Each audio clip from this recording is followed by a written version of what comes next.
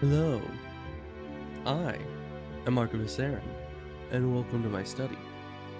And today, we are back to playing some Asheron's Call, which we haven't played in a little bit. Well, I kind of played a little bit of it recently, but before that, I haven't played it in some time. But I was wanting to try out, well, I was wanting to play some Asheron's Call, first of all. And additionally, I was wanting to try out a kind of new build ish that I've never really done before because, first of all, I was looking through on the wiki at the heavy weapons and I kind of noticed that they're a bit overpowered because it's like they gave all the good weapons to heavy weapons. In finesse weapons, you have, the remastered Jeet, which is, what's either Jeet or Jite. I don't remember I think it's Jite or something like that. But yeah, so you have that, and that's like a really good weapon in the early to mid game. But aside from that, like you have not a lot that is very, prominent. But in heavy weapons, like you have all the most iconic melee weapons. You've got the Sword of Lost Light slash Sword of Lost Hope slash Ulthoi Bane, Skeleton Bane, Shadow Bane infused Sword of Lost Light. That one's a really long quest line that has a bunch of different variations. So you could get all of that. You could get the Sylphy of Crimson Night or Crimson Tears or whatever it's called. I know there's multiple variations of that one too, which is also like a very, you know, I don't know if it's late game. I think the Sylphy might be more mid game. The Sword of Lost Light is like all the way early game to very late game. Like that kind of just stays in fashion forever. And then you have, of course, you have replica Blood Scorch. So two-handed combat gets great Blood Scorch, which is just great. But you get a one-handed variant of that as a heavy weapons character. So you just get everything good. Like all the good stuff. There's a few notable good light or finesse weapons, but heavy weapons just got absolutely stacked with all the best weapons, you know? And even some of the maces, because my main melee character back in when the game was live was a mace user. And when I remember distinctly the day that that update happened that switched it from weapon skills to the, finesse, light, and heavy weapons, I remember being there and being very sad because half of, or, two-thirds of all my maces, maybe even more, ended up getting turned into weapon types that I couldn't use. And I was real sad because a lot of those maces I really liked. Like I had the what is it, Mace of Thunderous Might? I think it's something else. It's like not wand, but it's something of Thunderous Might, and it was my lightning mace, and it was real good. I had the Osseous mace or whatever. It's the little bone that's on fire. I had the Mace of the Fallen. I had all the good stuff, all the best maces in the game for my level, which was like mid hundreds, low to mid hundreds, I think, at that time. I had all the good stuff, and then it all got kind of segregated along, what the weapon looked like. If it looked like it would be heavy, they made it a heavy weapon or something like that. I don't know exactly how they decided it, but it all got separated apart, and it was a very sad day, I must say. But yeah, so now I'm in here, and I looked at the maces, and like two or three of the maces that are in heavy weapons were some of my favorite maces that I used to have. So maybe I'll be able to get some of those again. Maybe on this character. But yeah, so the kind of philosophy I went into this character with was kind of a combination of a complete glass cannon and my brother's theories on true tankiness in this game. Now, normally in Asheron's Call, you don't really become tanky per se. You kind of just are like evasive. You know, you increase your defense skills and then you are able to dodge a bunch of their attacks, you get a bunch of evades, and that's usually how durability works, is you just don't get hit. But my brother's idea was, you know, put a decent amount into the defenses, but don't like specialize them and make them your top priority when leveling stuff. And what you do is you instead go for a bunch of endurance, a bunch of good armor, a bunch of life protections, and you basically just have so much health and regeneration and defense that nothing can really get through. Or if it does get through, you can just heal it up very easily. So, you know, because I think what he was noticing is that if you go all in on your defenses, everything else ends up really squishy. You know, drain spells obliterate you. Any kind of bolt that can get through your defenses, anything that you don't resist, takes like half your health. So he was like, well, if you had a decent amount of defense, but enough health to actually survive multiple hits, that would be preferable. That would be better. So I'm kind of going for his idea of a super tanky character with high endurance, high armor, high life spells, and at the same time going for kind of a glass cannon build. Because heavy weapons generally have the highest damage output out of any of the weapons, but the lowest speed and defense. The dual wield makes it so that, you know, while dual wielding, your attack animations are 20% faster. And I think the bar also fills 20% faster. It's a very efficient setup. Okay, let's get two of these. Uh so yeah, going for dual wield makes you just even more efficient and powerful with the heavy weapons. And then I could even have two of like the really good heavy weapons. Because when it comes to finesse weapons, it's like the only real benefit is sure I attack faster and do more damage, but the main benefit is you get to have one weapon in each hand, and you could have like high melee defense tinkers on one and high melee attack tinkers on the other, and you know it would be pretty good. But the issue is there just aren't enough notable finesse weapons in the late game to make that like super compelling. But when it comes to heavy weapons, if I could have like I don't even know if the game would let me. It might be like unique equipped or something. But imagine if you had two swords of lost light. I think it has like a 1 month cooldown on doing the initial quest to get the sword, and then leveling up the sword, like going through all those quests is just a pain in the butt. But if you did it twice or more, imagine having two swords of lost light, one in each hand, and thus they attack 20% faster. That would be kind of amazing, you know? Or even if you're fighting Ulthoi, you could have an Ulthoi Bane Sword of Lost Light and the best of the Paradox Touched Ulthoi weapons. Because in in the Paradox Touched Ulthoi weapons category, you have I'm just gonna get a bunch of these, I can always sell them later. Uh you kind of have a situation where all the weapons in the Paradox Touched Ulthoi weapon category, most of them are either piercing or slashing. Now, slashing's not so good against Ulthoi.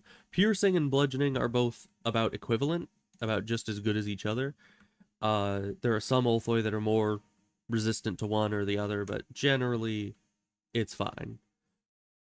But when it comes to the heavy weapon, one of the heavy weapon Paradox Touched Ulthoi weapons, it's a staff. So it is the, I think, only one out of that entire bunch that doesn't do piercing or slashing damage. It does bludgeoning. Now, that wouldn't really matter because, you know, if you think about it, it's like, well, if piercing and slashing are about equivalent, you know, or at least piercing, ow, critical hit. I do not appreciate that. Uh, if piercing and bludgeoning are about equivalent, why not just go with one of the piercing weapons? Well, here's the issue with that. The piercing weapons still cast uh the shockwave spell, which is a bludgeoning spell, but they are resistance cleaving piercing. So, I mean, I don't even know if the cast on strike spell is affected by, you know, by resistance cleavings, because it is a cast on strike. It's not really what the weapon itself is doing. It's a spell that the weapon like created. So I don't know if that's affected, but I assume that it would be.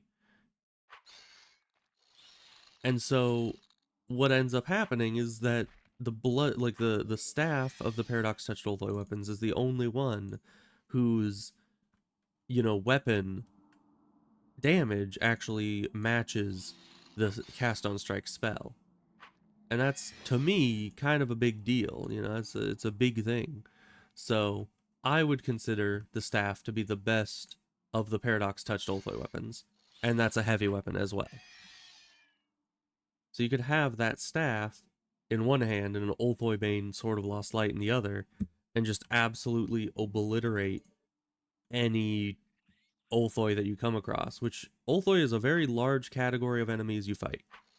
I mean, there's ones here in the academy, and you fight them all throughout your existence as a, you know, as a character. You know, at high levels you do paradox touched Olthoi stuff, although I seem to remember something about paradox touched Olthoi not being affected by Olthoi slaying properties, but I'm not sure about that. I don't quite remember. But either way, you have paradox touched Olthoi Queen, you have the you have Egg Orchard, of course. A lot of people end up in Egg Orchard. You have all sorts of high level quests that involve Olthoi, and just areas that involve Olthoi. And so having an Olthoi slaying weapon is kind of very important when it comes to, you know, being efficient in the late levels. And you could have that. And Skeleton Slayer, like, you could do the quest to get the Skeleton Slayer on your, uh, you know, a Skeleton Slayer weapon on your Sword of Lost Light, which is very important because the only other way to get a Skeleton Slayer weapon, like, as far as I know, the exact, like, only other way is to either, I think there might be some rare weapons that have Skeleton Slayer, but overall you need to buy the skeleton slaying little thing, the thing you imbue onto a weapon, and you need to buy that from Hermaniel Smith, however you pronounce his name, for like 50 Moyer coins, which isn't horrible, but not great either. And then you can only put it on, you know, loot generated weapons, which sometimes can be incredibly good. Other times, not so much. You know, it's kind of difficult, especially on a non-botting server, to find, and, you know, a server that I don't bot on and there's no other people around to do marketplace stuff with. It's very hard to find good loot generated weapons, you know? It's not really something you can rely on until you just randomly find one day. So mainly I use quest weapons, unless I just happen across a really good loot generated weapon, or if there's a certain element that my weapon type doesn't have a good quest weapon for. Like on the like on my two-handed character, I have a item, you know, a loot generated bludgeoning weapon because there is no good bludgeoning two-handers that I know of other than the Tetsubo Slugger from like level 30. So that doesn't hold up after, you know, 170 levels. But yeah, so it's kind of unfair, if you ask me, about the whole heavy weapons having better weapons than everyone else, it would appear.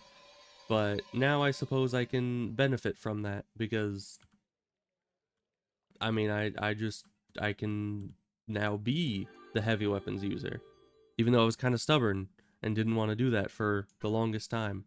But by this point, it's like I might as well just take advantage of heavy weapons. But it's almost exactly like in World of Warcraft when I would always play Hunter, but I always refused to play Beastmaster Hunter because partially because everybody else was Beastmaster Hunter, and if I was going for the exact same build as them, then I would be competing in any like dungeon or raid directly against them. Whereas if I was something like marksmanship, I could have true shot aura and have some kind of utility beyond just dealing damage. You know, I'm actually helping others deal more damage. So I usually went marksmanship, but it was also partially because I was just stubborn. Like beast mastery seemed to be the meta for a lot of people in a lot of situations for hunters, and I was just kind of like, I don't want that. I don't want to do the meta. I don't want to be just the very best, most ultimate character that I can be. I just want to be something that's useful, you know? Something that's gonna be not just a dime a dozen hunter type thing, but something that could actually be useful to people outside of the damage meter. So that's what I usually went for. And same here, it was like my brother was always telling me how heavy weapons was the best. And I was always like, no, finesse weapons is the best because it has the same, formula as melee defense. Which was part of the reason why I went for this kind of more tanky build and less evasive build on this character, was because I wasn't going to be sharing my weapon skill stats with the, defense stats anymore. So it's like, why not just go with the build that doesn't rely on melee defense, and then that won't really be a very significant issue.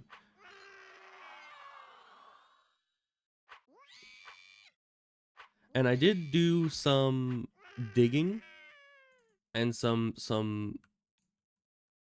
like a little bit of planning out my class and everything, but overall I didn't do a ton of work into that. But it seemed like I would be able to actually have item enchantment, creature enchantment, and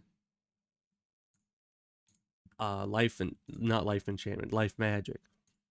All three of those on the same character if they're heavy weapons dual wield.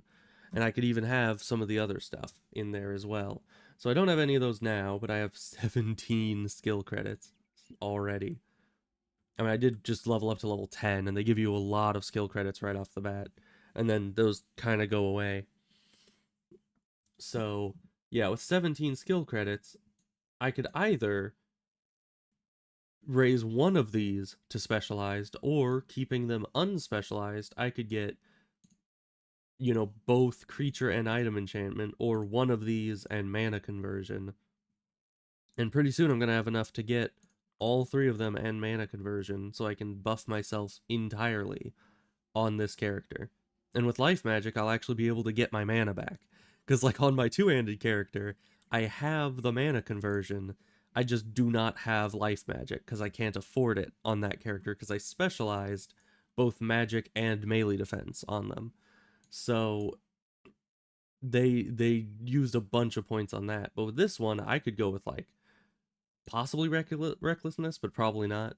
I feel like that's, I mean, it could be good, deal more damage from non-critical hits, and that it depends on how tanky I end up being later in the game. I might get that, but I already have dirty fighting and dual wield as some extra offensive abilities. I could get sneak attack and deception possibly, but that might be a little expensive.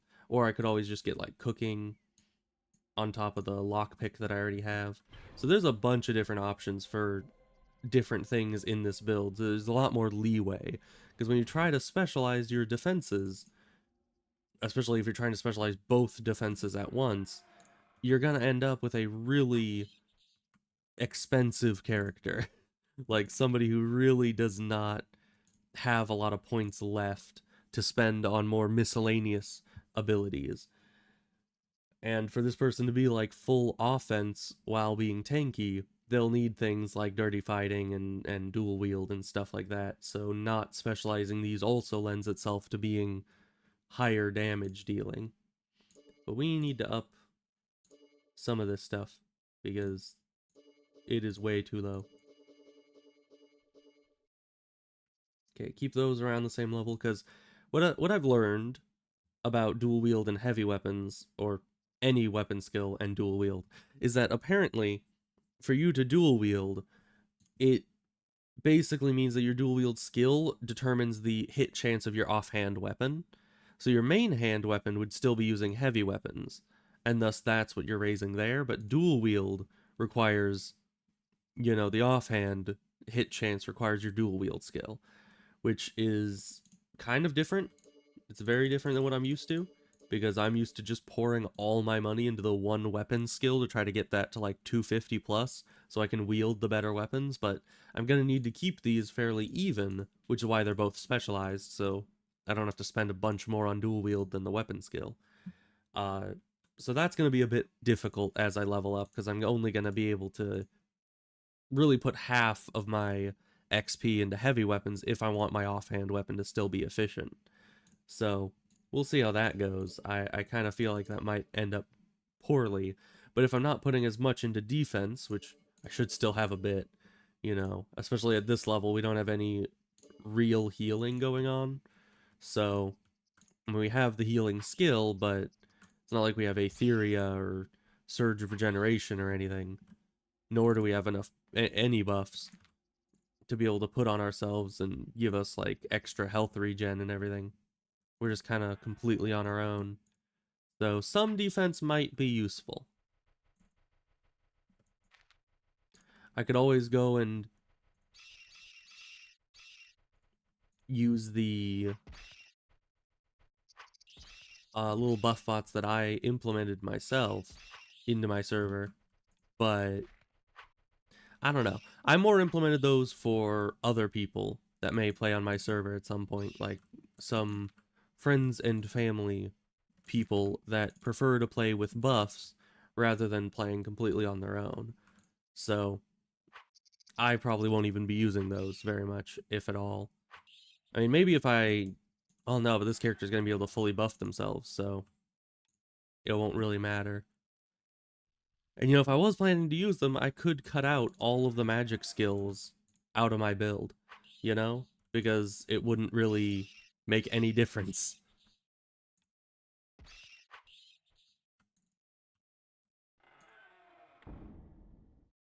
Because yeah, if I just use the buff bot, who would need to buff themselves anyways? If I just got, like, a good amount of armor, who would need to buff themselves anyways? Because if the armor is good enough, it has all the buffs you'd ever need on it anyways. So, there is that. But, once again, if you're on a server without macroing and without a marketplace, trying to find all the armor pieces that have the right spells and cantrips and are of the right armor set, it's like incredibly difficult in the late game to find those perfect armor pieces.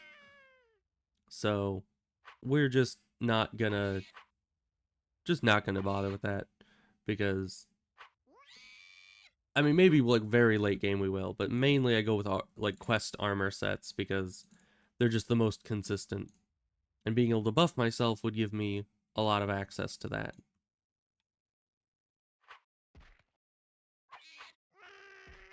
But of course, leveling another character means getting through the level 100 to like level 100 to 180 grind that this game has.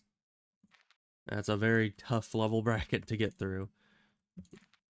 But luckily there's some good heavy weapons in that bracket as well. Like Sword of Lost Light has a couple steps in that bracket. Uh, there are the, what is it? The weapons of Winter, Bitter Winter or Winter Flame? I don't remember. It's the shadow slaying weapons, and so I could get those during that period of time. So there's a lot of good stuff I can get in between 100 and 180 that I just need to, actually get while I'm there. And we will, I'm sure. If this build actually ends up like panning out correctly. Who knows if it will.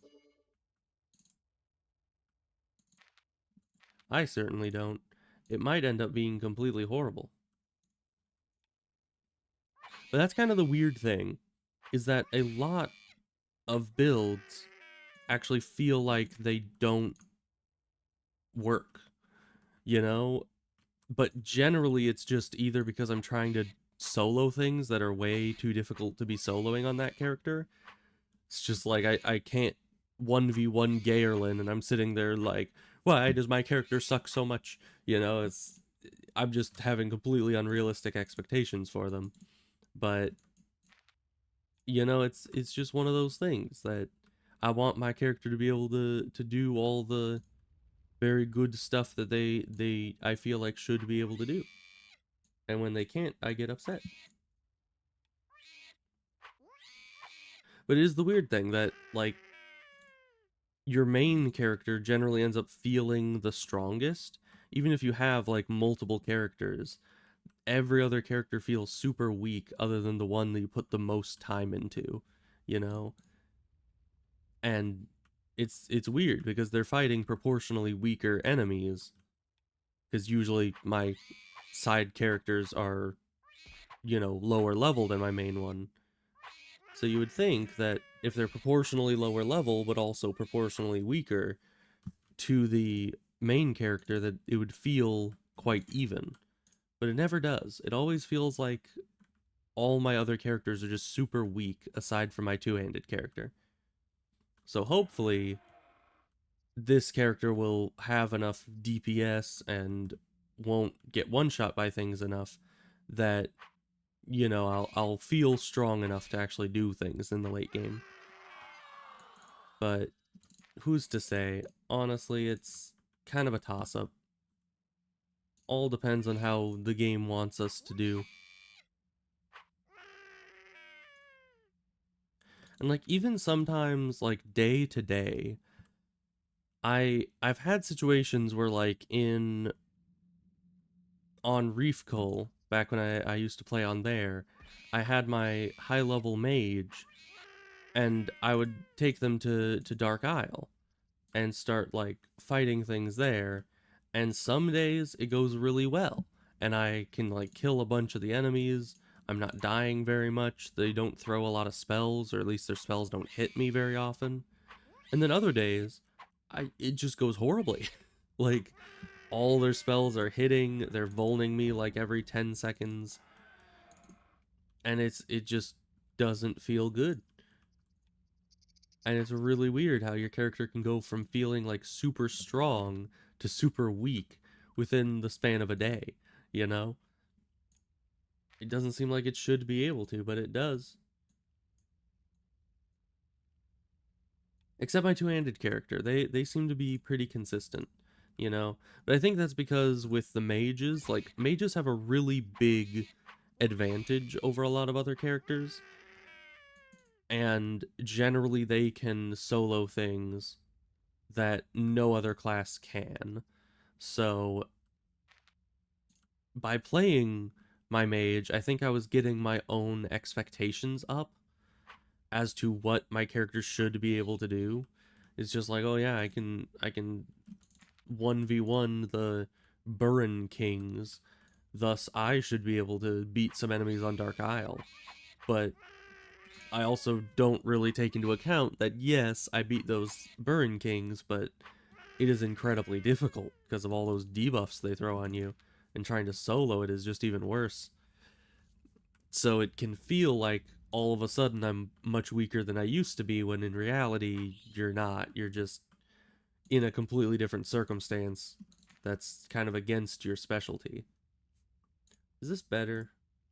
Honestly, there's a lot of stuff that's better than the Academy sticks, but that is not one of them. You know, it's also weird, like end of end of retail Asheron's Call was kind of a weird time, because when you look at private servers that are from earlier, like Dekarutide is running a modified version of the 2003, I think, 2003 or 2004 version of the game, before Throne of Destiny was a thing. And you'll see things like, elemental weapons are super rare, like incredibly so. You could go probably 20 levels without finding a usable elemental weapon of your, weapon type. This one's decent. It doesn't have melee defense modifier, but it doesn't need to, because that's the beauty of dual wielding. Yeah, and this has pretty decent damage. A bit... Oh! That's something I never even thought of! Wait. So, they changed Blood Drinker and any weapon buffs to be buffs on you, not buffs on your weapon. Because that's what it used to be. You used to buff the weapon itself with those buffs. So I got this that put Blood Drinker 1 on me, and I was like, okay, that'll up its damage to make it almost equivalent to what this damage is doing. But no, it buffed both of them. That's actually, I didn't even, like, put two and two together, that with dual wield, your weapon buffs also are shared between them. Which doesn't matter a ton, simply because, I'll be using, I'll be buffing myself, so any weapon buffs I put on myself will be on both weapons anyways, and it won't matter what they have innately. But in the end, it's like, you have some really good buffs on some weapons, and just having it all be shared is kind of broken. Okay, my arcane lore is absolutely abysmal, so we're gonna need to work on that. So yeah, that is quite the discovery. I am happy about that. Let's see, that's 1, 2, 3, 4, 5, 6, 7, 8, 9. So yeah, think that's all the items. Oh, and this will take us like 10 miles away from town, so maybe not the best place to be. I need to up my run and my quickness. Definitely my quickness, because weapon animation speed, I believe, is generally quickness based. So if you have no quickness, then you're not going to be in a very good place. Let's just get all those up. And of course there's lawnmowers or leaf blowers right outside right now. As always. Of course, that's kind of my fault. I'm the one that chose to stream in the morning. So, you know, maybe I should have, considered that a bit more. But it's fine. They're probably not that loud on the through the mic, I would hope. Let's see, can we just switch these around? We can. Okay. Because, I mean, I do think the Trident's very good to have, especially with its buff, but against the skeleton, bludgeoning will be best. Why am I so choked up on the handle of that? Like, normally you hold it down here. Even in this hand, you hold it down further, but if it's in the offhand, it's... Ooh. Yes, please.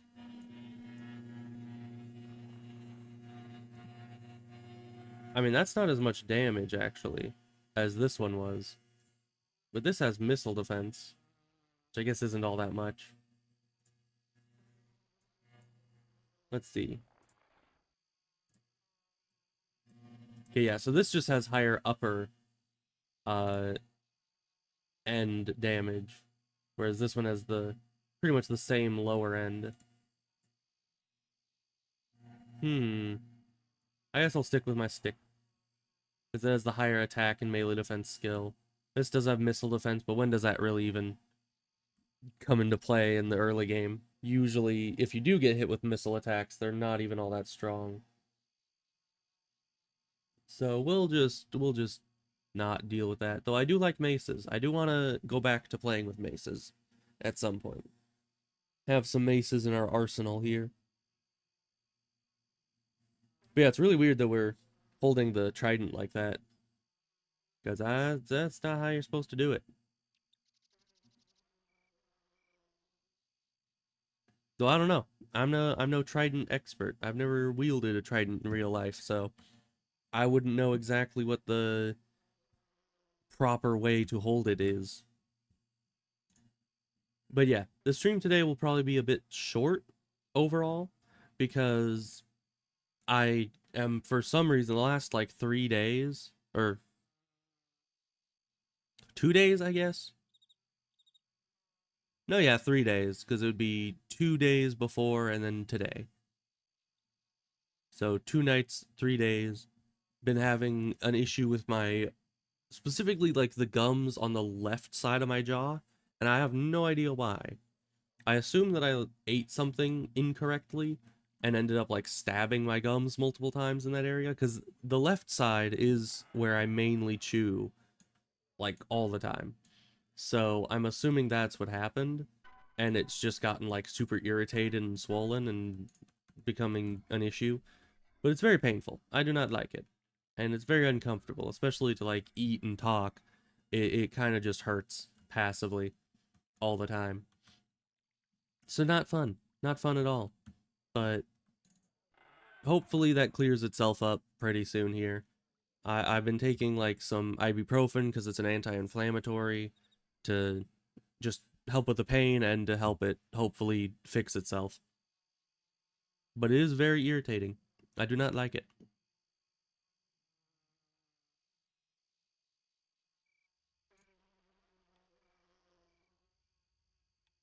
So yeah, that's mainly why I decided to go all in on the, Asheron's Call stream, was because I wanted something a bit shorter, something that it wouldn't be a super long commitment to play. Because with Asheron's Call, you can really just do a few quests and then end the stream, and it has very many good stopping points in it, and I like that. So we got a few levels there. Let's go to. I usually do all the Iraq quests first, but I kind of wanted to go to Sanamar with this character. I just like the Sanamar quests. They're very nice, and high XP rewards. But they're also more difficult. I don't know if anyone's ever. I mean, I'm sure they have, but I don't know if you've noticed. But the Sanamar quests are a bit tougher overall than your average everyday starter town quests.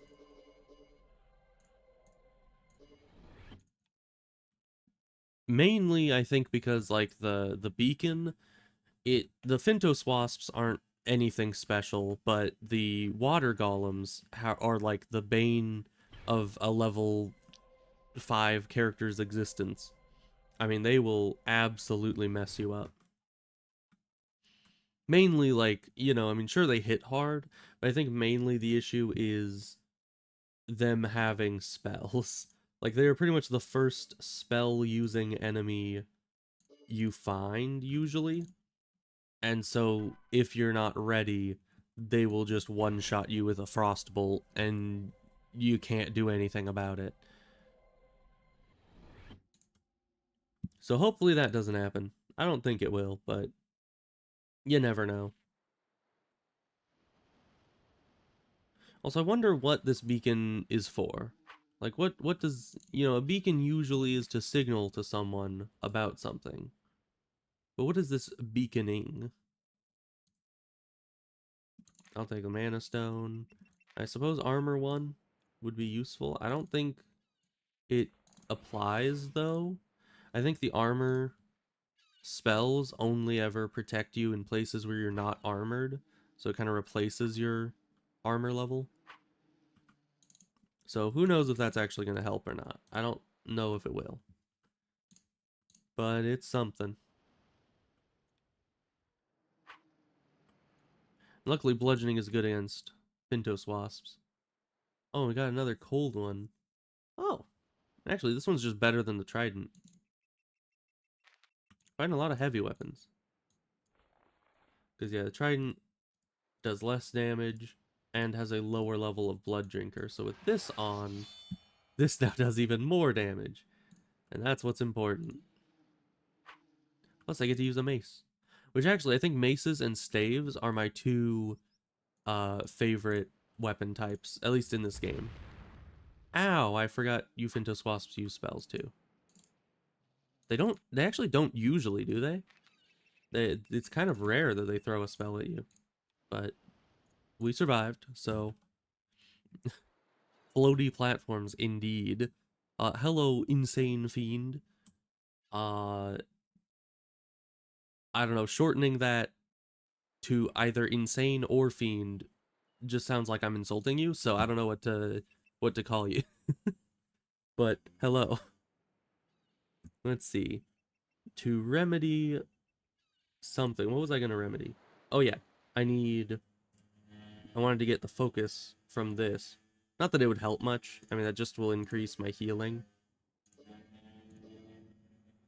And can't even afford it. We need 3 more points. All wasps throw spells? I suppose.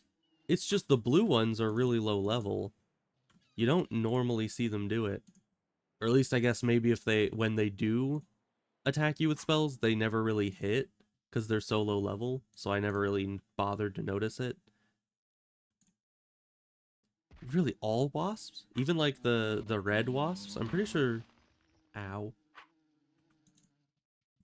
At least in the academy, pretty sure the red wasps don't use spells, but those are special red wasps that probably are specifically made to not cast them. Red cast like Firebolt 1, really? That's, I don't know, it's kind of news to me. I'd never really noticed. So yeah, the beacon is definitely even more dangerous than I was describing earlier. It's not just the water golem that is the first spellcasting enemies you run into, but also every other enemy in this place.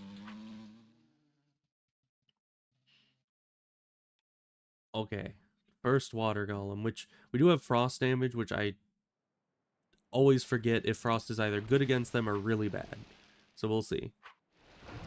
That's decent. Because, you know, on one hand, it's like water is already cold, so frost might not do much to them. But then you could also freeze the water, and that might do damage. I don't know.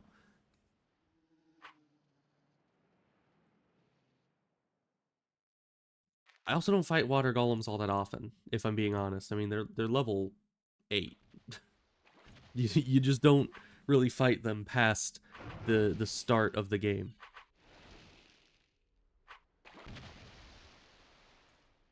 Okay, but they didn't throw any frost bolts at me, so that is definitely a plus. Okay, use the beacon. Very good. And then I suppose we're gonna tempt fate and attack the double water golem side. Hope to get us our very own wet blanket. Oh, barely just resisted their acid spell. Ow. Ow. Yeah, these guys definitely can spam the spells when they want to. They don't always, but every so often. Also, I think this is heavy. Yeah. Ooh. Only Blood Drinker 1, but Swift Killer 3. That would be nice. Lower damage than the other ones, though, but acid. And acid is good against quite a few things. Nah, I'll get better ones later. When do I get my first good heavy weapon? I think Ice Tachi is the first, like, really good one. I guess Ice Tachi is not, like, really good. It's just, it's pretty decent. Okay, and we get some healing kits. I guess it is penguin time, which I think Frost won't do well against the penguins, but the bludgeoning will. Because everyone knows you bludgeon penguins. That's how you do it.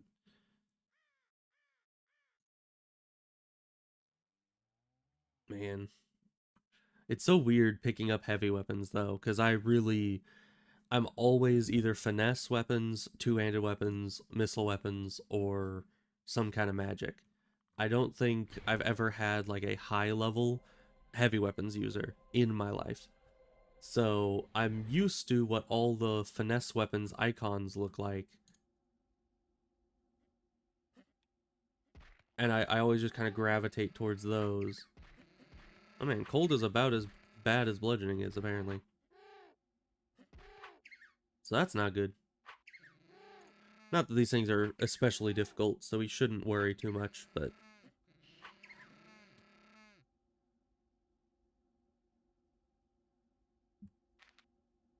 I don't know why I inspected the rapier. I mean, it's not like that would ever be a heavy weapon, right? Though you never know. Some of the heavy weapon categories are really weird. There are some weapons you would really think would be kind of lighter that they have under heavy weapons. Kind of like staves. Like, a staff isn't supposed to ever be that heavy. You know, they're usually, especially like quarter staves and all that, they're kind of meant to be balanced and easy to wield, and not really meant to be just a big old hammer that you smack things in the face with. So I don't know why any stabs would be considered heavy weapons, but they kind of had to, you know, partition all of the weapons into the different weapon types. So I suppose having like heavy weapons have 0 stabs would be a bit unfair. Although it looked like a lot of swords ended up in heavy weapons. Like, honestly, I could probably go through most of this game as a heavy weapons user just using swords. Because there were so many quest swords that used heavy weapons.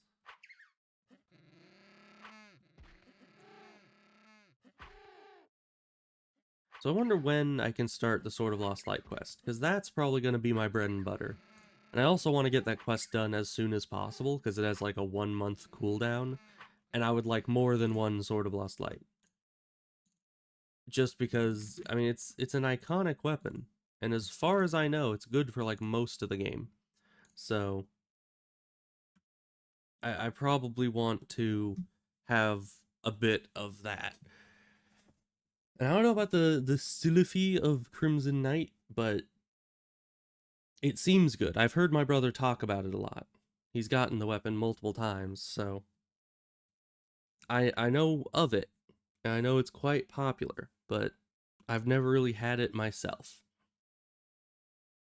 I also know it's a multi-step quest, like the Sword of Lost Light is, so we'll have a lot of those to do. A lot of multi-step quests to get done. But it'll be nice to actually have the, like, what was it? Like the Weapons of Winter Flame or something. I can never remember what the exact name is for those. But the shadow slaying weapons that you get around like level 80 or 100, I think. I think the restriction on the quest is level 80. So we'll be able to get that. And those are always nice, because that's like the earliest convenient shadow slaying weapons you can get. And Shadow Slayer is pretty important in some areas. I mean, I don't think they would hold up enough to be used on Dark Isle, but, you know, still nice to have them. Ooh. Actually, Minor Swift Hunter? I wonder if that affects both as well. Probably. And Defender 3. I mean, I'll take it just because the buff itself is better than what this thing has. So, switching to Piercing. Oh, yeah, it's pretty decent. Those are pretty decent indeed. And I like spears. I think I like staves more than spears, but spears are definitely one of my favorites. I mean, they're really quite similar. Because, I mean, a spear is like a staff, but you just stab with it. You know, it's a pointy staff, essentially. But both spears and staves have similar benefits, being that they can sometimes have good range, good balance. You know, they're not as heavy. Like a fully metal weapon is a very heavy weapon, and wood is generally a lot lighter. You know, there are some really dense woods that might be similar weight to a fully metal weapon, but overall you're going to be having a lot less to carry if you have a weapon that's mostly made out of wood. So definitely spears are very nice. I like them. And just the range that you get with them is so very useful. Not that that affects Asheron's Call, of course, because you kind of need to be in quote unquote melee range with anything no matter what. So it's not like having a spear, you'll actually get a longer range weapon. But it is what it is. So after we've killed the penguins, we'll actually be pretty high level for the stuff we've done. I mean, the early game goes by so quick, especially because I have like quest XP and stuff being increased on this server. Which, you know, usually for the early game, I turn off the increased XP because the early game goes so fast anyway. But I forgot to. But usually I have it on for the like mid-game area that takes so very long to get through. It makes it just go a bit faster, a bit less farming to get from one level to the next.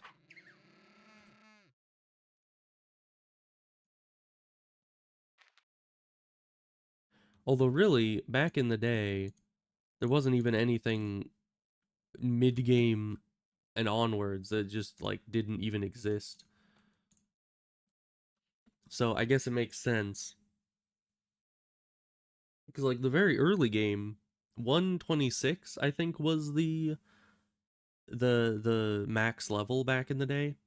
They increased that heavily up to 275 by the I think I think it was Throne of Destiny was when they did that. Maybe a bit later, I don't know. But either way, it was like they didn't really expect anyone. It's not like in World of Warcraft where the max level is like the goal, you know. In Asheron's Call, generally getting to level 200, even in like the late game, 200 plus is generally the main goal of the game. Because by then you can do pretty much 90% of all the content. You know, there's a lot of endgame stuff now, like Tutu and Hoshino Fortress and places like that, that you're not going to be able to enter until probably level 230 at the very lowest. And there's like the gauntlet and everything. So, lots of things that you probably want to be much higher level for. But generally, you know, it kind of makes sense that the mid game didn't get a bunch of love, you know? You've never gotten to late game content. I get that. Especially like if you're not using macroing and stuff, it's you tend to get to like 150 to 200 then get stuck. Yeah. I usually like if I'm going to get stuck on a character, I usually get stuck around 120. Probably 120 to 160 is generally the point that I get stuck at, because it just you don't unlock many quests very quickly in that region of levels. So you're just kind of stuck doing the same quests over and over and over until you've made it past that point. But once you hit 200 or like 180, you can start grinding the society quest, which is at least a change of pace. You got plenty of quests to do after that point. And then you can do some of the later game dungeons like saving Asheron and, you know, all that good stuff. But definitely getting to like the very, very end game content like Tutu and Hoshino Fortress not only requires being high level, but you also need really good gear. Like, most of the time you'll need custom made gear in order to actually do those efficiently, at least alone. If you have a whole group, you should be fine, but if you're trying to solo them, you would need like, loot generated gear that has a bunch of legendaries and everything. You found one quest that gives you like 600 million for 20 minutes. Is that the Actually, no, maybe not. But I know there's one that is the Crystal Mines and Shattered Hearts or something, but it's the one where you go to Glendenwood and talk to the student there, and he has you go around and pick up a bunch of. Yeah, it's only 200 mil. That's what I was thinking. I was like, it gives a lot of XP, but it's not 600 mil. So what quest are you talking about? Because I don't think I know of you know, it's the crag with all the wisps. Oh, that's that one where, yeah, there's like a bunch of wisps, and then there's also those little crystals all over the place that you click on, and it rewards you for like the number of crystals that you've discovered throughout the place, right? And has the jumping puzzle as well. Is that the one you're talking about? Because yeah, that one definitely did have some good XP, although at least as far as I know, the clicking on the crystals one isn't repeatable. So, and it takes a while to click on all those. That's one of the 4 quests in the same place. Ah, aren't there supposed to be 2 chests? Oh, okay, there are 2 chests. This one's locked. Oh, I started with lockpicking. I should have. Yeah. I wonder if I can do this. I can, and it has nothing in it. All right. The clicking one is one time, yeah. So there's 3 other quests in that area that you say add up to 600 mil when you do them all. Because that would be pretty good. I don't remember the other quests are, being very difficult. Wow. Yeah, so I might need to check that place out again, because having any new quests that are fast and very lucrative to get you through that level 100 to 180 grind would be very, very good. Man, we got a lot of these penguin beaks, which actually, just, for tradition's sake, you show them the penguin beak. Get that thing away from me. Classic. I mean, it's kind of rude, but the guy is scared of a bunch of penguins, like level 8 penguins too. Like, I don't know. There's only a few enemies in this game that I would see a part of them and be like, get them away from me. The Uber penguins are definitely one of them. Yeah, because I have died to the Uber penguins more than I would like to admit, if I'm being honest. Because like they're just in areas that you're not high enough level for them, you know? They're just sitting there on the way to Egg Orchard, and they're level 240, and they just swarm you and spam a bunch of spells in your face. It's not good. It's not a good time. Oh, there's the town crier. I went outside the gate looking for the town crier, but they're in here. I don't know a lot about the layout of Sanamar, if I'm being honest. I never spent as much time here. And I can just eat these. I usually don't use them in any other way, so we're just getting rid of those. We don't need the academy key, and that's probably fine.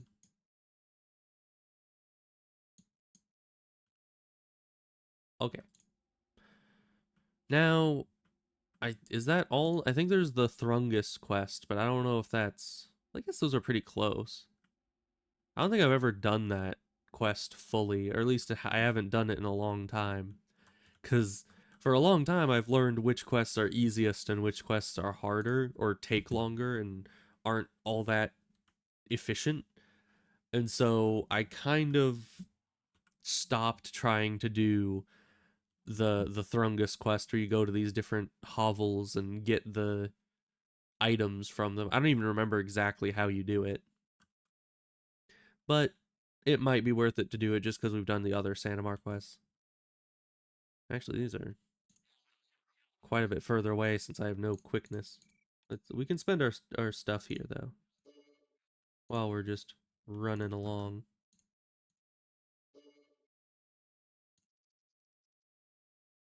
Let's also up all our main stats. And some more health, please. Oh no. Armoradillos are scary. Okay, we're good. We're good. Huh. You've done none of the quests on the island? Really? I mean, yeah, you don't always end up in Santamar, and usually I just stick around Iraq. That's like my go-to starting zone, but you know, sometimes you gotta branch out. You gotta do other things. Because I've played this game for so long that the starting quests are all like memorized. And the chance to do a starting quest I haven't memorized is kind of nice. Same with that one like trading quest. I don't know exactly how you do it, but I think it's just you run around and do smaller quests at all of the starting towns. It's a very weird quest, but it gives you some good stuff, like some good early game trade notes before, you know, you can do the Ulthoi pincers and all that.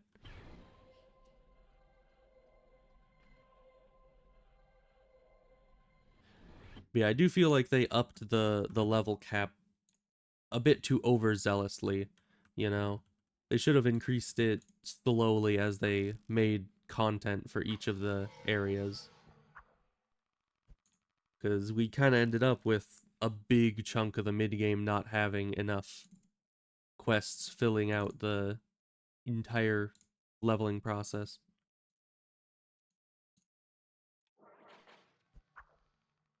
But all of that would have been fixed had they, you know, had time to just continue development. They ended development far too soon. That is a terrifying noise. Why do the Thrungus sound like that? I do not like it. The Thrungus, Part 2. Interesting. And actually, the Thrungus are terrifying. There is... I don't know if you've ever been... I think it's... What is it called? It's just the Thrungus Hole? Yeah, Thrungus Hole. That place is evidently one of the scariest places in Dareth, and I don't know why. Because, like, I was trying to do the quest in there on my higher level character, like level 200, and it just was not possible. Like, it was just way too difficult. And I looked on the wiki, like, what do people say about this quest? What do people have to say about it? What's written here? And it literally like said, warning, this is one of the most dangerous places on Dareth. I'm like, the freaking Thrungus hole is the most dangerous place in Dareth. Like, you know, screw Hoshino Fortress. This place is where real men fear. It's just like, it's weird. I don't know why a place is so terrifying. And it's standing in my way because there's only a few places in the entire game you can somewhat consistently get golden Gromnies, and that quest is one of them. And so I was trying to do it to get my golden Gromnies for my mansion, and I just couldn't. It was just impossible. So it was quite disappointing, I must say. But we'll get back to it eventually. We'll try it again. I'm just kind of scared to go back in there, if I'm being honest. Wait, the pawn yard, right? Wasn't that heavy weapons, I think? It's hard to remember. This is heavy weapons. Oh, 0.16 damage. That would be a sad day. Yeah. Multi-strike. Eh, probably not better than what I have already. Especially early game multi-strike is a bit iffy.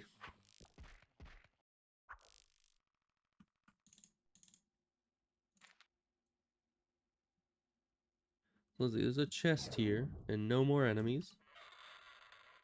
Get a stolen ring. Good for me, I guess.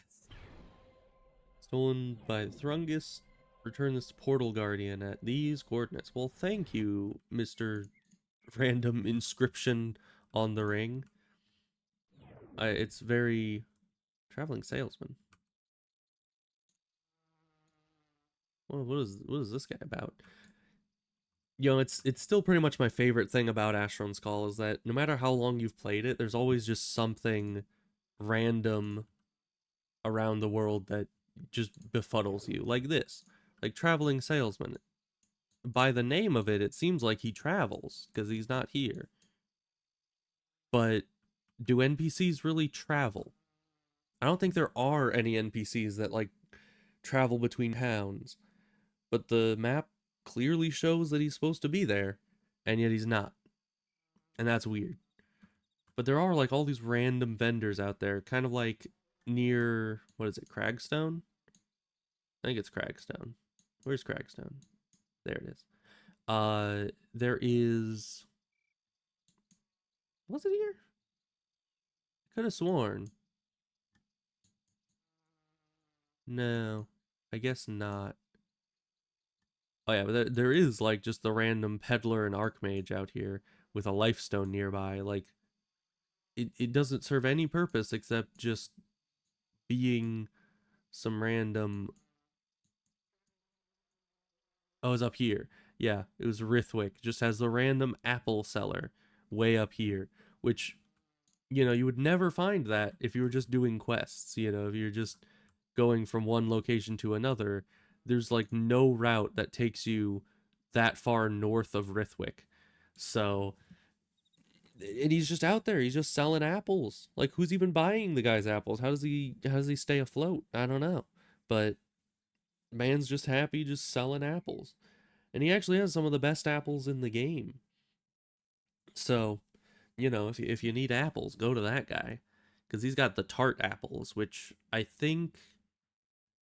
don't know what they do on this server, like in regular Asheron's Call, but I know on Decarutide they gave like a ton of food, like 400 stamina regen amount from each apple, and you can just buy them from that guy, like as many as you need.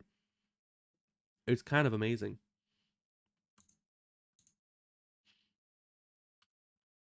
But yes, pretty much the best thing about the game, just all the random little things you can find that you just never knew were there. Like all these little holes in the ground with Thrungus in them. Like, I've never really been in here very often. I don't know what these places are like. And they're just full of Thrungus that don't really seem to take much damage from anything I do. I mean, piercing obviously is not very effective against them. And they make horrifying noises when they die, so that's not fun.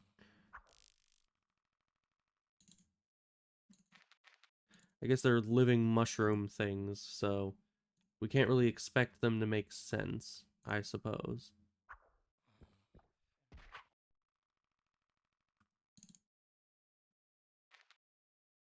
Light weapons. Yeah, I'll need to memorize what all the heavy weapons look like. Although I think I have a heavy weapon back at my house in the chest somewhere, because I'd gotten it out of a legendary chest. And I think it had a legendary on it, and that's why I kept it, just in case someone made a heavy weapons character and they wanted a good weapon. So I might need to see if I can tinker that and give it to this character once they're higher level. But, 9 times out of 10, when you try to tinker something, it just shatters immediately. Unless you don't rend it, but what would be the point of having a weapon if you don't rend it? You gotta have the rendings on them. But my Tinkerer still doesn't have the augmentation to increase rend chance, so there's just kind of no, good way of doing that. And even once you get the augmentation, it's not, your chances just aren't good. Not good at all. But if we get lucky, if we just have some luck, we'll get that weapon. Another reason why quest weapons are usually my go-to, because it takes me quite some time to build up a whole repertoire of rended weapons that I've actually managed to make that don't just break themselves. Like there was this one situation where it was like a 98% chance of succeeding and it failed and it broke the weapon that I was working on a 98% chance. Like, there's a certain like margin of error that the human brain just considers inconsequential. Like a 2 out of 100 chance is so minuscule that the human brain just doesn't even like consider it. It's just like that doesn't exist. It's a guaranteed win. But no, 98% it failed. It lies about the percentage. Does it really? I thought the percentages would be pretty accurate, but honestly, I would believe it because that 98% chance. I mean, I have had some unlucky times, especially with, tinkering things in this game. Sometimes it just hates me, but it is just the amount of unluckiness I have had is just not good. You would not expect it. So let's see. I think that's the chest that we need to get the item out of, because it looks to be a chest kind of near the end of the dungeon. So we're just gonna go for it. Yeah, stolen amulet. Well, I'm glad that it told me exactly where to find the person I turned these into, because honestly, I wouldn't have known. I had no idea who you turn this stuff into. I mean, I'm sure if I just talked around town for a bit, I would have found him, but, just very convenient having it just, like, return this to this person at these coordinates. I've noticed that, like, with the newer quests, in the older quests, they're just like, oh yes, this person stole my item and they went east from here. And then you go east and you're like, where the heck is this place? And it turns out it was like slightly, east, but like east by northeast kind of thing, and you just kind of completely missed it because you went the wrong direction. And that happens a lot. But in the newer quests, pretty much anything post like the start of the game, post Throne of Destiny for sure. Oh, hey, shopkeeper. Is this the traveling merchant? He must be, because it doesn't show him on the map here. Hello, shopkeeper man. You're selling a singular buckler. Okay. Well, good for you. Glad to see that's working out for you. He sells the weird looking stamina potions. That's good. That's good. A torch. Asheron's call torch only run when? I could probably do that. Wouldn't get very far, but ooh. Bro just sells straight up arrows and quarrels. So I guess if you're on a low level character and you don't have fletching yet, you can just go to him and get hooked up with any arrows and quarrels you'd ever need. That's kind of amazing. So yeah, newer quests I've noticed have like the exact coordinates of where you find something, or at least the approximate coordinates. So it'll be like it's around 55 north and 72 west. Like, how do they know that off the top of their head? I've never understood it, but it is easier. It is easier to find places when you have the exact coordinates to go to, but I do kind of prefer them just saying east. And that might just be because I have the map program, so even if they just say east, it's, you know, easier to it's easy to still like find exactly what they're talking about and go there. So I don't need the coordinates, but it's still I did like the idea of just the NPCs telling you the general direction and you just have to kind of go find it, you know. So like they're not going to hold your hand for you. They'll just be like, "Hey, you're an adventurer. It's your job to figure that out. Go." People really didn't like the whole go explore aspect. Really? Yeah, I mean that was like the heart and soul of the game was exploration and stuff like that. And I know there's a lot of people that did enjoy it. I'm sure there's a lot of people that didn't, but you know, for some people that's just kind of their bread and butter is just not having anything tell you exactly where to go, just give you an estimate and then send you on your way. Same with once again in WoW, they tell you exactly where you're supposed to go. Like you could entirely turn your brain off for like 90% of the quests in that game because it's just not necessary to think. You just see little, you know, area on radar and go straight there, kill whatever is shiny, go back. You know, like you don't need any brain power to do that at all. So I keep thinking this guy's like a Tumorok. I don't know why. And there aren't even Tumoroks around here, so I don't know why my brain is setting off alarm bells. Uh, you no longer need to read the quest. It's true. I did also like in Classic when you had to read quests, you know, in WoW Classic, because reading the quest was nice. And here it's like you just look in the chat, click on the coordinates, and go. You know, uh, you don't need to write the quest text as well. That's true. If nobody's actually reading it, you can just kind of be like, "I'm Billy Bob. I have problem. Go solve problem." And nobody's going to read it. It's just there to look like there's something to read so everyone can ignore it. But what server is this? This is my own server. As you can see, I get eventually it'll ping the server and I'll have like 10 milliseconds. Apparently 0. That's a bit less than normal. Normally it's around like 10 milliseconds of latency because I'm hosting the server locally, and it's so good. Anybody that likes to, you know, solo anything on Asheron's Call should consider maybe just setting up their own server. Is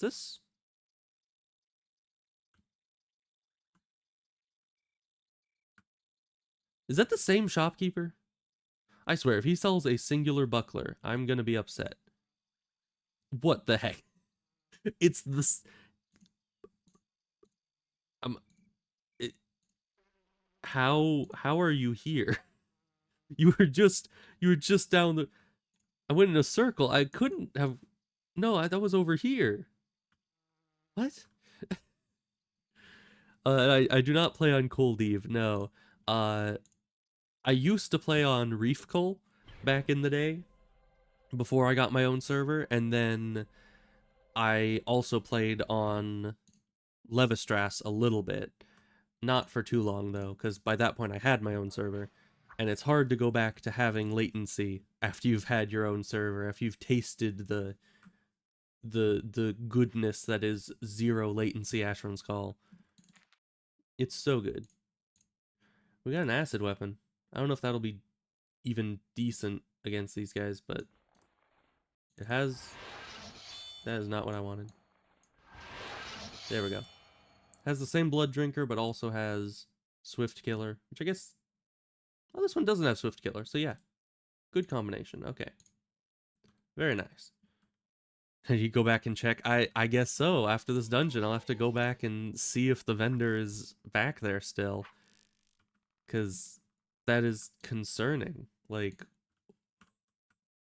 did he teleport? Is he just somehow faster than me?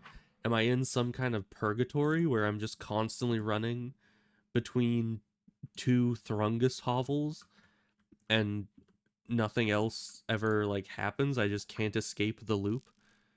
And that guy's like the only guy in here. Although I suppose if I was stuck in an endless loop, I'd probably become a merchant. You know, like everybody else is trying to figure out the way to get out, and I just like run around, figure out where I can get loot, and then just sell it to everyone else who's stuck in there. You know, if you're stuck in purgatory, you might as well get rich doing it. Am I right?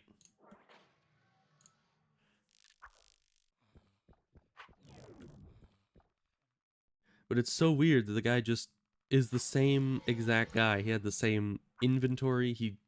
I don't know if he looked the same. He looked pretty similar, but there might have been differences there. But the dude was like, I don't know. How did he do that? But this is the last item, I think. I believe there's only 4 collection items for this quest. And the weirdest thing is that, you know, I assumed he was the traveling shopkeeper, which is why he wasn't on the map. But he's he's just not here, you know? He's just always there, it looks like. But he's not on the map. I don't know. It's very bizarre. We'll go back and check the other guy, follow the road, and he should still be there, unless he really did just teleport. But it was just, it was very concerning, just running down the road and seeing the same NPC again. I was like, am I losing it? Am I going absolutely bonkers right now? I have no idea.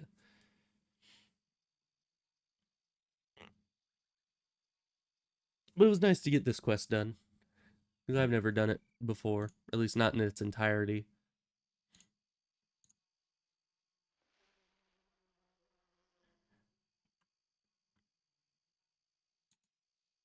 Let's see. We'll probably get most of the XP for the quest once we actually turn it in, but we can up some things now. Arcane Lore's doing fine, Dirty Fighting's fine. We might as well get more lockpick,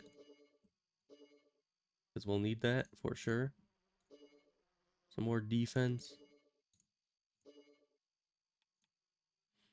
Okay, yeah, they did look a bit different. They have the same hat, which is what I was noticing, but this guy's skin color is a bit darker than the other guys. So I guess they're not the same. I can't say how much I like the thought of doing business with the bloodless, but perhaps if I show you a kindness, you would choose to align yourself with our noble king rather than the bloodless queen. Huh, I mean, still really racist, but you know, he's you know, he's a decent guy, it seems like. Most of the vendors in the Viamanian towns are just like, I spit at you and get out of my shop. First, spend all your money here, then get out of my shop. I hate you. You know, they're very rude. I do not like them. But that guy, he seemed pretty nice. Oh, a white rat. You never see those. There's only like a few places that those spawn.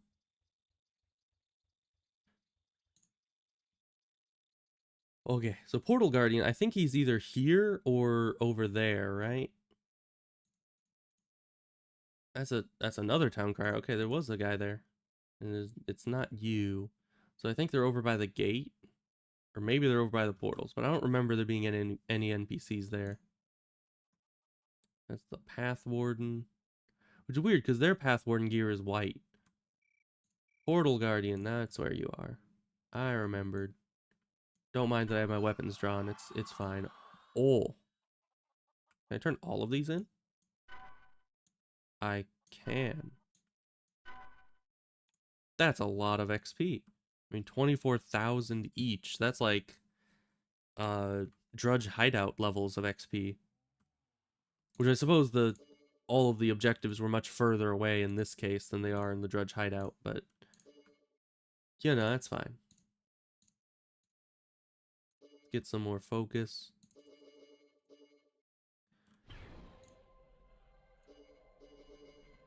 A bit of self, because, I mean, eventually we'll be casting spells. Not really anytime soon, but might as well prepare. Okay. Now we could do the more efficient dungeons, which are in the facility hub. Oh, and we get these, which are all just carbon copies of each other. That's fine. Might as well put one on. Get sprint 1 out of it. That's pretty nice. So, yeah, facility hub.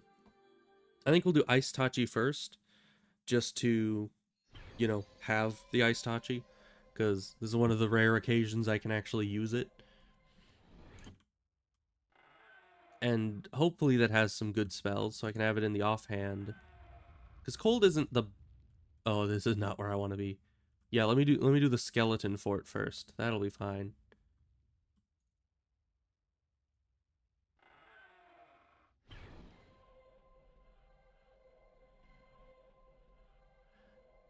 But yeah, we'll be able to use our piercing weapon, and hopefully the Ice Tachi has some good buffs for it against the Ulthoi. Because an acid weapon won't do anything against Ulthoi. It's not a very smart weapon to go in against Ulthoi with. We could do the first Ulthoi pincer if the, you know, Ice Tachi is as good as I hope it to be.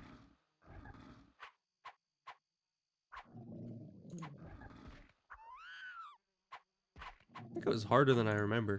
I think I just didn't have very good hit chance on him. Ebos, hello. Good to see ya.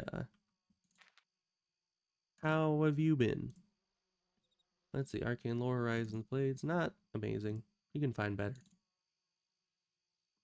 Okay, yeah, so this has some good stuff. Swift Killer is a bit subpar, but the stats on it are pretty good.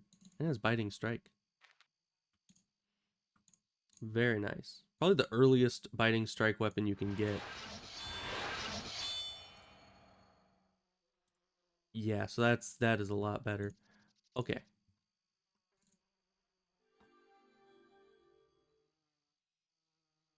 I have been I've been better. I've been having issues uh with like issues, you know, in pain. It's not good, but hopefully that'll go away soon.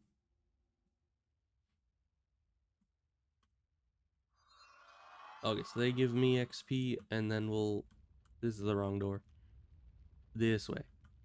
We'll go do the Ultoi.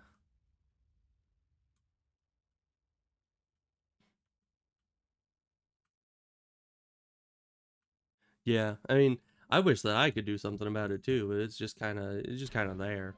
There's not really much to do about it. But you know, I could always take like ibuprofen, but I try to keep that stuff to the minimum, generally just to like help me sleep if possible.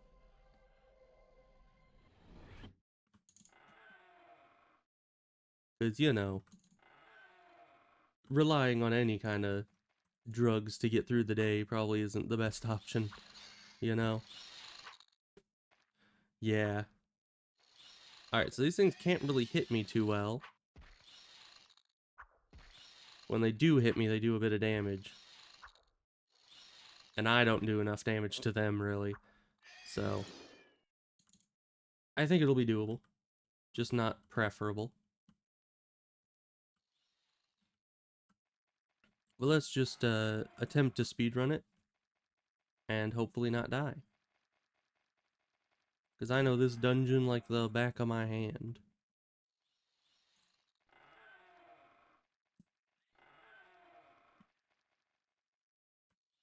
Which, you know, is kind of my favorite part of this game. Is it's just kind of like therapeutic to just know exactly where you're going, every little twist and turn. It's kind of like that same part of the brain that, you know, people use when speed running, where they just know the route by heart and they can do all the little exploits perfectly the first time, every time. And it's so just nice to be so very good at something, you know? So that's what I like about the game, is you just memorize the dungeons and you can run through them no problem. Of course, actually surviving the dungeon at low levels is harder than actually knowing the route through it. We're not doing too bad. Of course, I didn't bring any stamina potions that I know of. We're just gonna hope for the best. I'm sure it's fine. It's only 3 more Ulthoy. I'm sure we can kill them in this amount of stamina, right?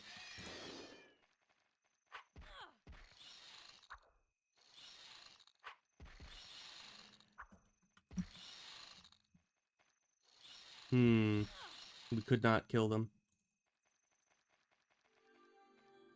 Let's hope that this gets us out. Yes. I forgot to buy stamina potions. I realized that way too late. I was just like, my stamina's low. What to do about that? And when nothing came to mind, I was a bit concerned.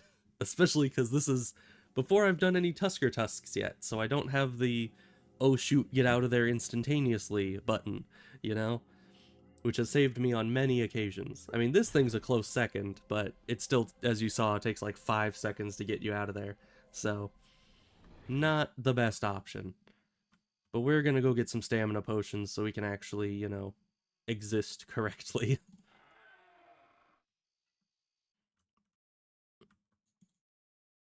I probably could have done that a bit better in the way that I could have, like, sectioned off enemies and not fought them all at once. That should get, like, 31 is fine. Hopefully it doesn't overburden us. It does not. I usually put those over here-ish. I don't remember. It's difficult because I don't have any weapons on my bar, so I usually keep weapons down there. But we're gonna lay down and rest and recover for a minute, and then try that again, now that we actually have stamina. And I should probably also be using the better healing kit, because having that extra healing skill will probably be nice, just to make sure we don't fail to heal at any point. Man, stamina regen is slow. I could also try to, like, get some spells going. I do have 21 skill credits. Oh my gosh. I could get some spells going to try to buff myself, but usually I don't like doing that until I have enough. To save bunnies, in what context? Do you have, like, pet bunnies that are that keep getting themselves into peril? Or I don't even know what other context you would be saving bunnies in. I don't know. The dog, there's bunnies in the backyard. Oh, so the dog keeps chasing the bunnies? That makes sense. We'll deal with the magic later, because at this point, if we were to get the magic, we would only be able to, you know, we'll be able to use like level 1 or 2 spells, and those just aren't really worth it. Ooh, I could use, wait. Nah, I was gonna say I could use the buff bot, but I don't need no buffs. We're fine. Could use more weapon skill though, because I kept missing. That's the Tuskers. That's not where we need to go. And maybe a bit more healing just to ensure we don't run out at any point. And melee defense? We can't really afford much of that. And we are going in here quite early. I just thought it would be a good place to start. Especially because the only other option is Dagger of Ticola, which, I mean, it's a good dungeon, but it's a long dungeon sometimes, and quite difficult with its Mosswort shamans and all that. Let's see, are we any better against you guys? Probably not. I mean, we have the same weapons. We were critting quite often with that Ice Tachi. Pincers, yes.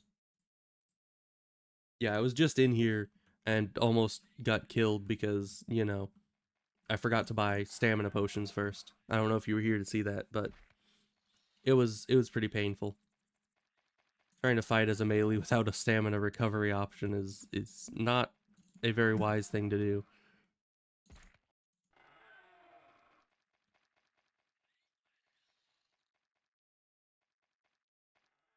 We'll just do the same as last time, just kind of speed run through it.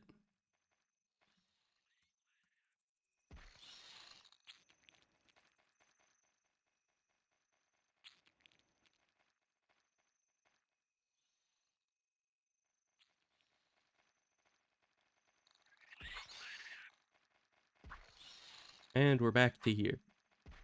Which it seems everything reset, which is weird because I haven't really been gone from it long.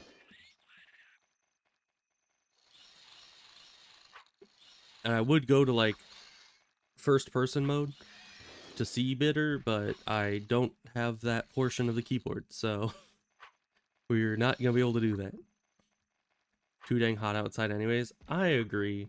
I mean, I don't even know if you even live in someplace that normally gets very hot, but even where I am, it doesn't normally get very hot, but in the dead of summer, it always has like a week or two, or I guess like a month actually, just in the dead of summer where it gets real hot. And I do not like it. Recently, it's been a bit better. The hottest portion has passed, but yeesh. Get the heat and humidity. Yeah, I definitely get the humidity as well, but the heat is just what I can't stand. It's not good. I don't like it. I just don't handle heat well though, if I'm being honest. I get very like irritable in the heat, and that always makes it upsetting to deal with. Because you don't want to be irritable. You don't want to have everything that happens annoy you. So I usually just blast the AC.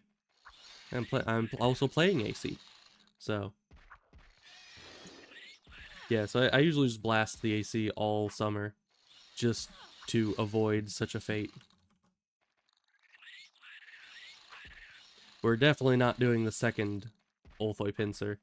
This is about as far as we can go for now until we get some better gear.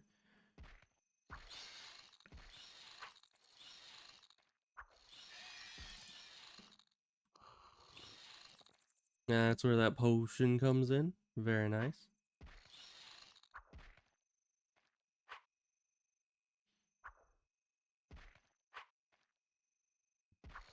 You know, even though I'm planning to have life magic, I'm probably not going to be able to use it much in combat because switching back and forth between two weapons and ooh, mine are heavy weapons. I mean, I don't think that's really worth it, but maybe? Nah, we'll leave it. So then we can life stone out of here and go turn in that pincer, which should at least level us once. I mean, the Ulthoi pincers are very, very lucrative, which is why I went straight for it, is because you want to get the good XP.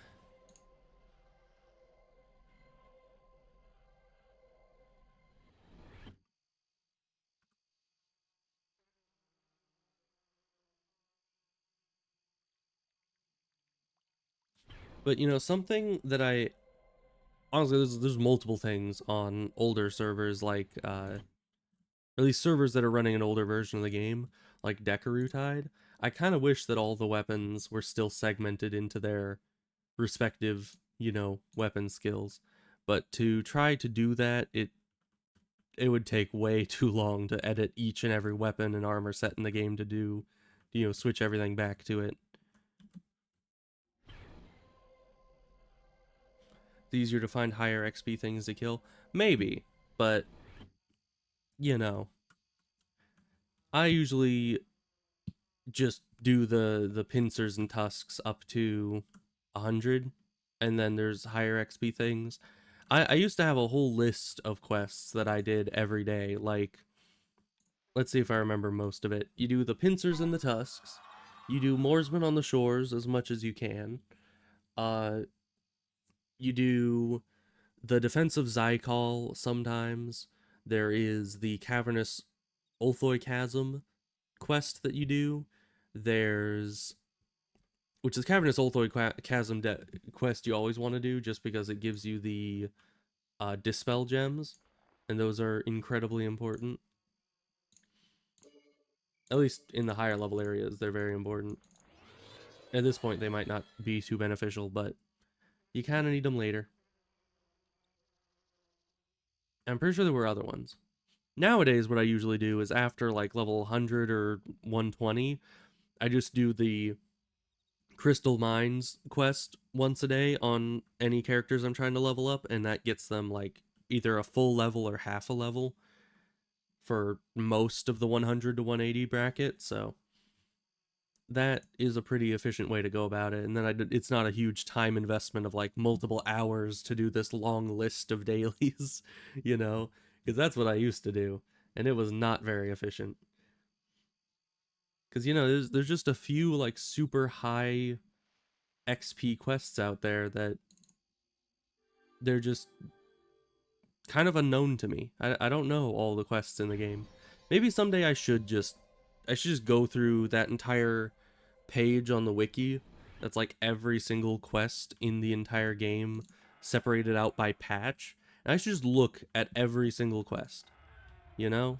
Just look at the XP it gives, the level it requires, and this, that, and the other, just to ensure that I know of all of them and you know, I can actually optimize my route and everything.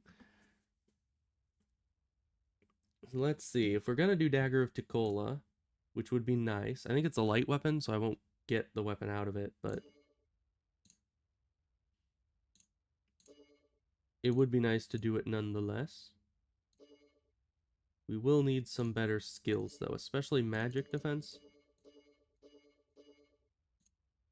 Some melee defense would also be warranted. More strength, endurance, coordination, more quickness, and some more focus and self. Why not? And of course, more health by a lot. More stamina by a bit. Mana we don't really need, but we'll get it anyways because it's cheap. And probably more run. Okay. How much do I have left? Oh, I used most of it. Okay. Now this place, I have memorized this dungeon, but it doesn't make it any easier. It's still kind of complex. Do you just give me the key in this version of the game? Yeah. I don't know. I still feel like I'm going crazy because I could have sworn there was a version of the game that you needed to give her a wood heart before she'd let you go into the dungeon. But I am pretty sure on most servers I've been on that hasn't been the case, and I can't seem to remember where that was the case.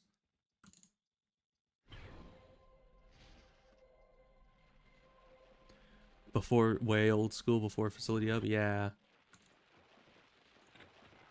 But I definitely remember that, and I always am walking up to it like, man, I don't have a wood heart. I'm gonna need to farm those enemies just inside the dungeon to get the wood heart so I can go in.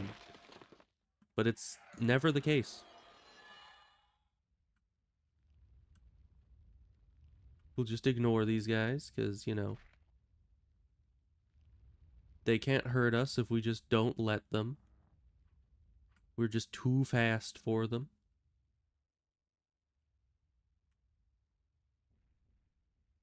Plus, I mean, there's a lot of situations in this dungeon where you need to pull a lever and then just run. So, running through is a valid strategy.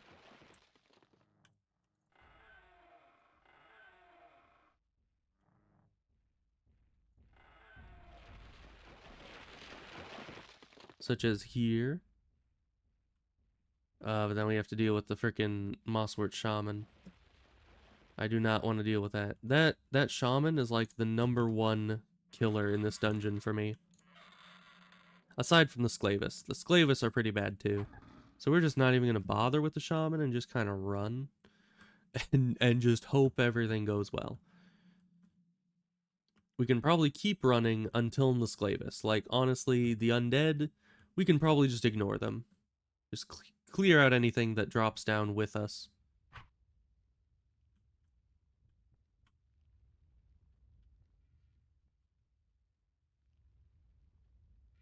Okay, so first you go in here, do this. And I think you can just backtrack. I usually go all the way out and around, but I think you can just backtrack and go through here, and that's faster. Don't. Do not. Do not. Do not be doing that, Mr. Mosswort Shaman. I do not appreciate it. I just see him like getting into magic stance, and I'm just like, no, no, don't you do it. Bad shaman. Did those guys already fall in there? No, there's nobody in here. Oh, okay, you're here. Cold is not good against this guy. Hopefully cold is better against the Sclavis. I think it is. If I remember correctly. It's either cold or fire that was good against them. I think it was cold. Alright, let's be at full health and see if we can't lure out one or two of these guys. Because as I said, this... Oh. Ice Tachi versus Sclavis is pretty good, it seems. Yeah, pretty decent damage. But usually the green Sclavis is the one that you need to be worried about.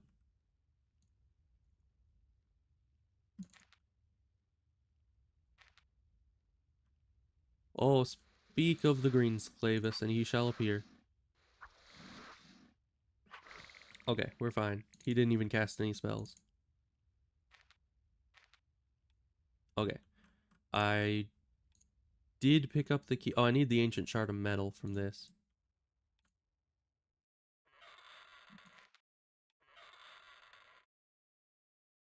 But yeah, I have been playing this game for like pretty much my entire life, so a lot of the stuff I know about it is probably a bit old school and a bit outdated.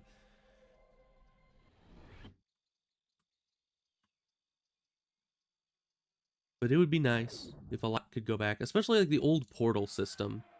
I really liked the old portal system, and even if we still had the town network, like I would just like to have the portal system and the town network concurrently existing, you know? Because it's fun to be able to just like find a random like cragstone portal somewhere outside of a starting town. It's like, why is this here? Who uses this? And even if no one uses it, it's just nice that it's there, you know? Which actually, are all of the old portals still there? Because I was just thinking, there are a lot of old portals that are out there that are just destroyed variants of the old portal. But if I were to go into the code and change each destroyed portal into a regular portal that can still teleport you places, would that essentially revive the entire old portal network? Because I think it would. But I don't know. It depends on what the ID for all of those are. This is the wrong... I was going the right way and I turned around. Why did I turn around? This was like the exact correct direction. Okay, here, have your stinking dagger. It's light weapons. I can't even use it. Okay, thank you. So yeah, that might be something I look into, because, you know, switching all the weapons back to regular weapon skills would be very difficult. But switching all the portals, just basically copying like an existing portal to Cragstone and replacing the destroyed portal with the regular portal, and if that can just revive the entire portal network, that would be kind of amazing. And I would like to do that, because it's just nice, especially like those portals outside Sanamar. Like, it's just a mini town network kind of thing where you get the three portals to the three starting towns other than Sanamar, and they destroyed those too. It's like, I remember those portals. I love those portals. Why'd they have to destroy them? So anyway, I think that is all I'm gonna do for today. I could do a lot more, but my mouth has been hurting quite a bit for the last like hour. So I'm gonna have to cut it a bit short. But we got some good stuff done. Got a character from like level 1 to level 24. So that's, you know, it's no small amount of progress. I need to go get rid of these keys though. Because who needs them? Probably the dagger too. And these I'll just smash these for mana. How much mana does this have? Oh, this has mana too. I'll keep that. But here. Have all that. Thank you. Okay.